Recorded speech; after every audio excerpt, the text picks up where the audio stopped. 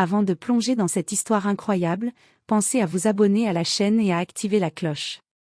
Ici, chaque récit a quelque chose à dire, et vous ne voudrez pas en manquer un seul. Dans une grande ville du Texas, l'hôtel Greenridge Grand Resort brillait comme un joyau au milieu du désert. Situé entre collines verdoyantes et quartiers d'affaires, il était le théâtre de mariages de célébrités, de conférences politiques confidentielles, et de séjours somptueux pour les plus fortunés. À l'extérieur, des fontaines scintillantes. À l'intérieur, des lustres en cristal, du marbre italien au sol, et un parfum discret de jasmin flottant dans l'air. À la tête de ce palace, Madeleine Cooper, une femme afro-américaine charismatique, autodidacte, devenue à force de persévérance l'une des rares femmes noires propriétaires d'un hôtel 5 étoiles dans tout le sud des États-Unis. Brillante, méthodique, visionnaire, mais aussi discrète et distante. La plupart de ses décisions se prenaient depuis son bureau dans sa résidence privée, à quelques kilomètres de l'hôtel. Elle s'appuyait fortement sur son bras droit, James Taylor, directeur opérationnel, ancien élève d'une grande école hôtelière, à qui elle avait confié toute la gestion quotidienne. Madeleine faisait confiance à ses équipes, mais elle gardait toujours un œil sur les chiffres, les rapports, les statistiques de satisfaction client, sans jamais vraiment poser les pieds dans les zones les plus ordinaires de l'hôtel. Elle croyait avoir instauré une culture du respect, un climat de bienveillance et d'égalité, malgré les rangs hiérarchiques. Elle en était fière. Jusqu'à ce matin d'octobre, où elle reçut une lettre manuscrite, anonyme, glissée sans bruit dans une enveloppe crème, déposée à la réception et transférée jusqu'à son bureau personnel. Madame Cooper, vous pensez que votre hôtel est un exemple? Peut-être. Mais si vous saviez comment les femmes de ménage sont traitées quand vous n'êtes pas là, vous seriez révoltée. On leur parle comme à des chiens. On les presse, on les humilie, on les insulte. Ouvrez les yeux. Ou venez les ouvrir vous-même. Une personne qui vous respecte trop pour se taire. Madeleine lut la lettre plusieurs fois. Au début, elle crut à une exagération, voire à une provocation. Mais quelque chose dans le ton, une douleur sincère, un appel désespéré résonna en elle. Elle savait que le monde de l'hôtellerie était souvent cruel dans les coulisses, mais elle avait toujours voulu faire mieux. Avait-elle été trop naïve? Trop absente? Elle ne dormit pas cette nuit-là. Le lendemain matin, elle appela personnellement James Taylor et lui annonça qu'elle devait s'absenter pour une semaine, prétextant une invitation de dernière minute à un sommet hôtelier à New York. Tu as les clés du navire, James. Continue à faire ce que tu fais si bien. Bien sûr, Madeleine. On gérera sans problème ici. Mais en réalité, elle n'avait pas quitté la ville. 2 jours plus tard, à 5h30 du matin, une femme d'allure modeste franchit discrètement la porte de service de l'hôtel.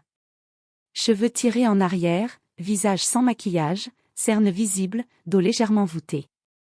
Elle portait un sac de toile et un petit badge où il était inscrit « Margaret Jones, candidature temporaire, service entretien ». Elle avait 55 ans, selon les papiers qu'elle avait fait confectionner. Elle avait une fausse adresse. Et même un faux CV, mentionnant des emplois précaires dans de petits motels du Sud. C'était Madeleine. Elle avait tout orchestré avec minutie. Pour ne pas être reconnue, elle avait adopté un accent du Sud profond, effacé tout artifice, et changé sa démarche. Elle ne portait plus ses élégantes lunettes rectangulaires ni ses tailleurs cintrés. Elle ressemblait désormais à une femme anonyme, effacée, presque invisible. Une de ces femmes que personne ne remarque, que tout le monde croit connaître sans vraiment les regarder. Elle fut accueillie à l'entrée des vestiaires du sous-sol par Nora, la chef d'équipe du nettoyage. T'es à l'essai? Bien. Mets-toi en tenue là-bas, on commence dans 10 minutes. Et sois rapide. On n'aime pas les lentes ici. Aucune question sur ses compétences. Aucun mot de bienvenue. Seulement des ordres. Madeleine, devenue Margaret, comprit immédiatement que le ton était donné. Le mythe du palace s'effritait dès qu'on franchissait la porte grise menant au sous-sol, là où travaillaient les invisibles. Elle entra dans un monde parallèle, fait de sueur, de silence, de peur et de mépris ordinaires. Dès le premier jour, Margaret Jones, alias Madeleine Cooper, fut affectée à l'entretien des chambres les moins luxueuses de l'aile nord du Greenridge Grand Resort. Celles qui étaient le plus souvent attribuées à des commerciaux de passage ou à des voyageurs ordinaires qui ne laissaient ni pourboire ni compliment. Ces chambres étaient plus petites, plus désordonnées, souvent rendues en état pitoyable. Et pourtant, c'est là qu'on envoyait les nouvelles, celles qu'on testait sans les former, en leur assignant des tâches excessives et des horaires intenables. Très vite, Madeleine constata une série de dérives qui, mises bout à bout, formaient un système d'abus silencieux. Les chefs d'équipe parlaient aux femmes de ménage comme à des gamines mal disciplinées. Aucune phrase n'était formulée sans un ton autoritaire, sarcastique ou méprisant. « Dépêche-toi, on t'a pas embauché pour admirer les rideaux. T'as vu l'état de cette salle de bain? On nettoie pas avec les yeux, Margaret. » Ces humiliations publiques étaient constantes. Pire encore, personne ne semblait choqué. C'était devenu la norme. Les horaires officiels étaient un mensonge. Chaque femme avait un planning rigide, mais quand il y avait du retard, ce qui arrivait presque tous les jours, elle devait rattraper le temps, sans compensation. Celles qui avaient des enfants à récupérer, ou une seconde activité, se retrouvaient prises au piège. Quand l'une d'elles osa dire qu'elle devait partir à 17 heures pour son second emploi, Martha lui répliqua sèchement. « Tu veux pas bosser? C'est noté. On a besoin de gens fiables ici. » Les pauses, théoriquement prévues par le règlement de l'hôtel, étaient surveillées comme un délit potentiel.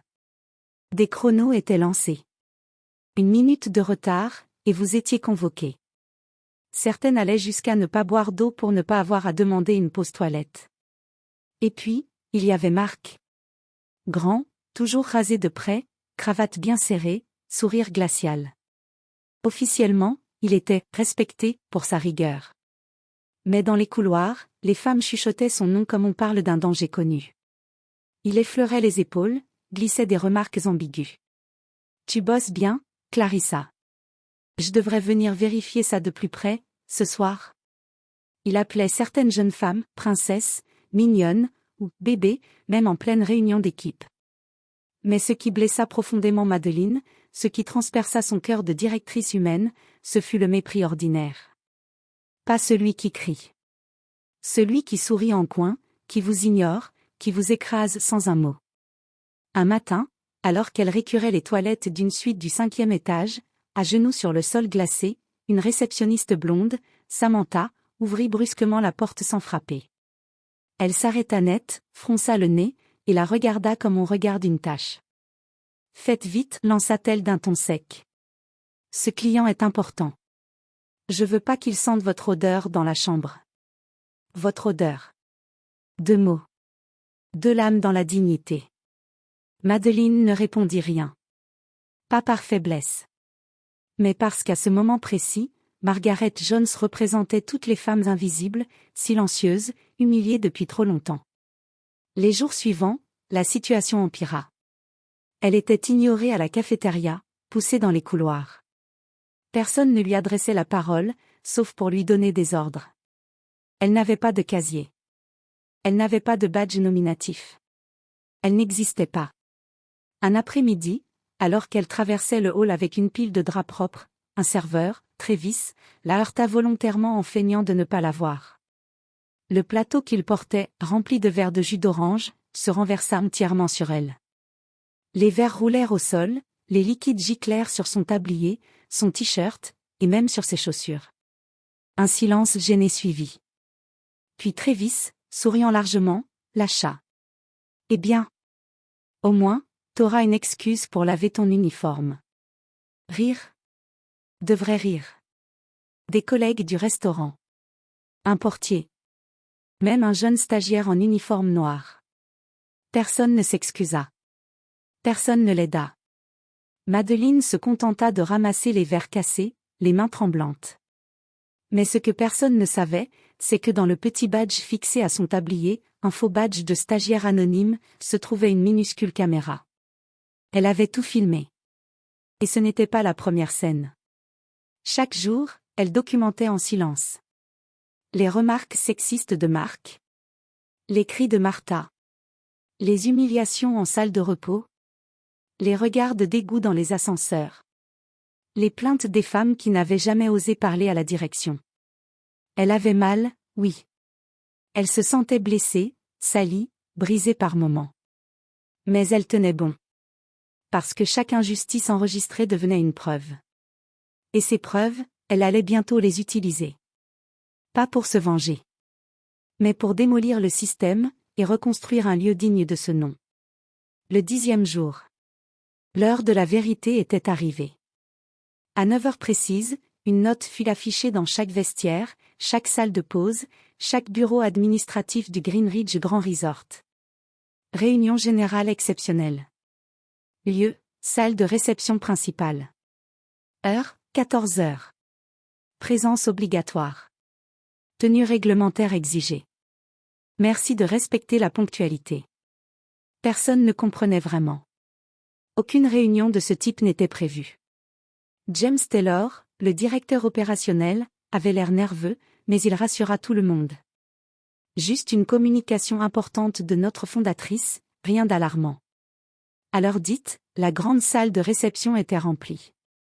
Des réceptionnistes, des femmes de ménage, des serveurs, des voituriers, des concierges, les superviseurs, tous en uniforme. Certains assis, d'autres debout au fond, les bras croisés. On entendait des chuchotements. C'est pour une récompense, tu crois? Peut-être une réorganisation? Une nouvelle politique RH? Au centre, une estrade élégante. Un grand écran noir y était suspendu, prêt à diffuser ce que l'on pensait être un message vidéo de Madeleine Cooper, la fondatrice et propriétaire, qui était censée être à New York. James prit la parole, micro en main. Merci à tous d'être là. La directrice générale, Madame Cooper, souhaite vous adresser un message personnel, depuis sa conférence à Manhattan. Il lança la vidéo. L'écran s'alluma, mais ne montra rien. À cet instant précis, les doubles portes de la salle s'ouvrirent lentement. Un souffle traversa l'assemblée. Margaret, la femme de ménage que tout le monde avait ignorée, bousculée, humiliée, entra en silence. Elle portait encore son vieux pantalon gris, mais avait retiré son tablier. Elle s'avança, posément, jusqu'au centre de l'estrade. Puis, sous les regards figés, elle ôta son foulard. Redressa la tête. Et fit un pas en avant. C'était elle. C'était Madeleine Cooper. Un silence de plomb s'abattit sur la salle. On n'entendait plus que le souffle des climatiseurs et quelques halètements nerveux. Certains pâlirent sur place. D'autres échangèrent des regards affolés. Martha, la chef d'équipe, ouvrit la bouche, mais aucun son n'en sortit. Samantha recula d'un pas, blême. Marc fronça les sourcils, incapable d'y croire. Madeleine fixa l'assemblée de son regard profond, calme, mais brûlant d'une vérité irréfutable. « Bonjour à tous, dit-elle simplement. Je suis Madeleine Cooper. Et j'ai passé ces 10 derniers jours ici, pas comme votre patronne, mais comme une invisible. Une femme de ménage, parmi d'autres. » Elle laissa planer un silence. « Je ne suis pas venue pour vous piéger. Mais pour voir. Pour comprendre. Et croyez-moi, j'ai vu. » Elle tourna lentement la tête vers Samantha, la réceptionniste. « Vous m'avez dit de ne pas laisser mon odeur dans une chambre. » Devant un client. Samantha baissa les yeux, les mains moites, incapable de parler. Puis Madeleine se tourna vers Marc, le superviseur. « Vos plaisanteries sexistes. Vos surnoms. Vos vérifications dans les chambres. Tout est là. » Elle leva la main. L'écran derrière elle s'alluma. Une vidéo enregistrée s'afficha. On y voyait Travis, le serveur, renversant volontairement un plateau sur elle. Puis Marc s'adressant à Clarissa d'une voix suggestive. Puis Martha criant sur une employée. Les visages se tournèrent. Certains rougirent. D'autres se mirent à pleurer. Puis, des images montrèrent les conditions de travail. Des femmes nettoyant à genoux, chronométrées. Une employée enceinte reprenant le travail les larmes aux yeux. Une voix off, celle de Madeleine, commentait doucement. Elles travaillent plus dur que beaucoup ici. Mais elles ne sont vues que quand elles font une erreur. Madeleine se tourna vers les femmes de ménage rassemblées au fond de la salle. Elle les regarda avec une tendresse sincère. Vous avez tenu, malgré l'humiliation. Malgré la fatigue. Malgré la peur. Vous êtes le cœur de cet établissement. Et je vous l'ai abandonné. Sa voix trembla légèrement. Je croyais avoir bâti un lieu d'excellence. Mais ce que j'ai vu, c'était de l'exploitation. De la cruauté. Du mépris. Ce n'est pas le Greenridge Grand Resort que j'ai rêvé. Ce n'est pas le monde que je veux laisser. Elle fit une pause. Mais à partir d'aujourd'hui, cela change. Radicalement. Dès le lendemain de la révélation, les conséquences tombèrent comme un coup près.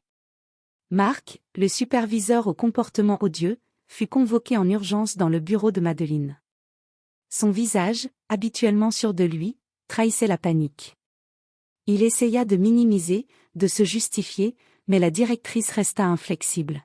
« Vos agissements sont inacceptables, lui dit-elle avec froideur. Vous êtes licencié, sur le champ. » Quelques heures plus tard, ce fut au tour de Travis, le serveur qui avait délibérément renversé son plateau sur Madeleine, d'apprendre qu'il ne mettrait plus les pieds dans cet hôtel. « Votre attitude irrespectueuse envers vos collègues est incompatible avec nos valeurs, annonça la DRH. Quant à Samantha, la réceptionniste à l'attitude méprisante, elle ne fut pas renvoyée mais placée sous surveillance. Madeleine lui imposa une suspension de 2 semaines, assortie d'une formation obligatoire sur la dignité au travail et la gestion du respect en entreprise. Dans les jours qui suivirent, James Taylor, directeur opérationnel, fut appelé à un entretien privé. Le regard fatigué, il chercha à se justifier. « Madame Cooper, je ne savais pas à quel point la situation était grave. J'ai fait de mon mieux. » Madeleine le regarda droit dans les yeux, le ton ferme. « James, vous avez oublié une chose essentielle, le vrai leadership ne consiste pas à gérer des chiffres ou des plannings, mais à protéger les plus invisibles, ceux dont personne ne parle, ceux qu'on ignore. À partir d'aujourd'hui, vous êtes remplacé. » Ce fut un choc pour lui. Mais elle était déterminée à remettre l'hôtel sur le droit chemin. Mais cette réorganisation ne fut pas qu'un simple châtiment. C'était un nouveau départ. Madeleine avait observé pendant ses jours en Margaret 2 femmes de ménage remarquables, Clarissa, une Jamaïcaine au sourire chaleureux et à l'oreille attentive, et Lina, une jeune Philippine courageuse qui aidait ses collègues même sous pression. Elles furent toutes 2 promues, Clarissa devint chef d'équipe, Lina reçut un poste de coordinatrice du personnel d'entretien. Leur mission, créer un pont entre la direction et les équipes, défendre les droits et veiller au respect. Parallèlement, Madeleine créa un comité de respect et de bien-être. Ce groupe, composé d'employés de tout grade, fut chargé de veiller à ce que chacun puisse exprimer ses difficultés et proposer des améliorations. Une boîte à idées fut installée, anonyme, afin que personne n'ait peur de parler. 6 mois plus tard, les efforts commencèrent à porter leurs fruits. Le Greenridge Grand Resort devint un exemple cité dans les médias et dans le secteur hôtelier. L'hôtel reçut une prestigieuse récompense nationale pour son engagement en faveur du bien-être des employés, un prix rare pour un établissement de cette taille. Madeleine fut invitée à clôturer une conférence sur le management éthique. Face à un parterre de professionnels, elle déclara avec émotion. « Je me suis fait passer pour une femme invisible. Et j'ai vu qui vous étiez vraiment. Le respect ne se mesure pas quand les caméras sont là, mais quand il n'y en a aucune. » Son regard croisa celui de Clarissa, présente dans la salle. Le changement commence par la reconnaissance de la dignité de chacun, quelle que soit sa place. C'est ainsi que nous bâtirons des entreprises plus humaines. Le Greenridge Grand Resort n'était plus seulement un hôtel de luxe. Il était devenu un lieu où chaque employé comptait. Où la voix des invisibles se faisait enfin entendre. Où la justice n'était pas un mot vide, mais une réalité vivante.